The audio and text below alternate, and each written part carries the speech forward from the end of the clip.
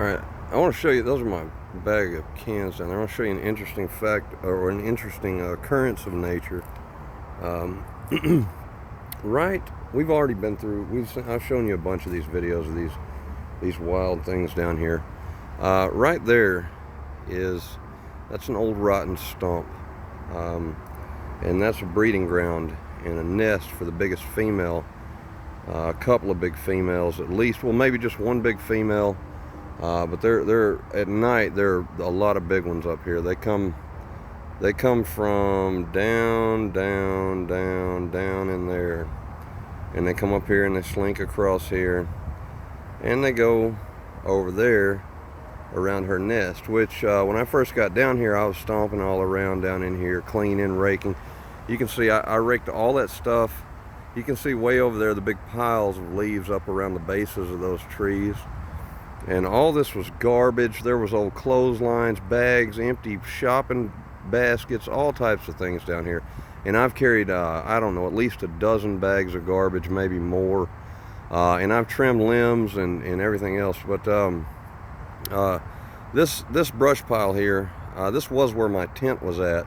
And little did I know that right there was the breeding ground. That was the playground for some of the absolutely have to be, you know, county fair winners, maybe state winners. They're huge, and I had no idea, because the back of my tent, that was my fence, original fence, and then this brush pile is so much of the things that I've cut down. But if there was a natural indicator, it would have been this tree right here. Somebody had already sawed on it a little bit. Now the funny thing is, I just got done cleaning those at the trunk, cleaning the cuts, making cleaner cuts, because there were these, all where you see the cuts were somebody there were shards that were broken off and everything else. It looked like some sort of wicked forest totem, with all these shards and things just jutting out from it. And you can see how gnarly that tree is, how many limbs had come out. And you can imagine these like razor sharp we say appendages coming off of where I made these cuts cleaner. And that's as clean as I can make that tree look. But then you can see how tightly the poison ivy had wrapped around this tree, and it had gone up and up and up and up. But the gnarliness of this tree here, I'm thinking about it now as a natural indicator of what's right, right in this area here. Just as the poison ivy, the gnarliness, and then the nastiness of the broken shards that were coming off of that tree before I cut it, and it just some sort of wild land indicator of what was going on right in there and what still is going on. I was going to make some videos, try to capture some sort of objective videos on the situation, and stay back. And again, I don't recommend this at all. I've been outside for 4 years, so I'm outside, no air conditioner, no shower, no nothing, no blanket. What I mean is no comfortable bed. So I'm fairly confident to come back here and do these things. I wouldn't recommend it at all for anyone else. So I was going to try to get, but I think tonight I'm going to vacate before it gets dark and come back down here. I'll show you some of that brush pile there, and then that's a big pecan limb that I had to take down, and these over here, this is what I've been sawing today and collecting and gathering. There's some of my stuff over there, and then all down in here I've trimmed all this. The same thing with the bottom of that cedar there, and that post oak there, that live oak there, and then down in there, and it just really cleaned all that up. And then even here you can see I've straightened this up and made this look better. So eventually that's the possum nest there, and I stack those sticks up around it so they'd feel more welcome and cozy, and I throw them peanuts and raisins and things down there. But I'm going to take this all in all the way out to the edge, and then sort of wall up the edges, and then even back in there, take all that in and fertilize and you know, and really make this a livable situation. That's for the raccoons. It's water. Put some water softener in there for them, and that's my brush wall to keep intruders out. Unfortunately, it makes a good nest, and I didn't know, so I have a lot of work to do. You can see the camp here is I don't want to show all my things, where everything's at, but even back in there, my cooler's back in there. You see it around there. So more videos to come. I'll try to be more professional about it.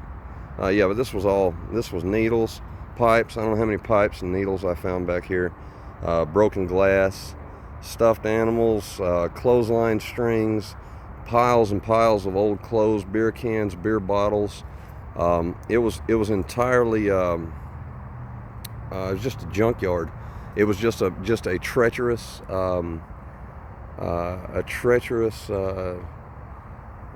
even in the cubby holes sort of in the sides of the tree, where sometimes a tree will get a borehole. There were needles down in there. I would expect to have found a snake down in there, and there were needles down in the holes. Which, hey, you know, that's part of that addiction. You prefer people smoke that stuff rather than did it that way, but whatever. So just working on it. It has been a lot of work, and it's really coming together. I mean, the pathways, the walkways, is some of the things that I took down. There's an old pipe that I found.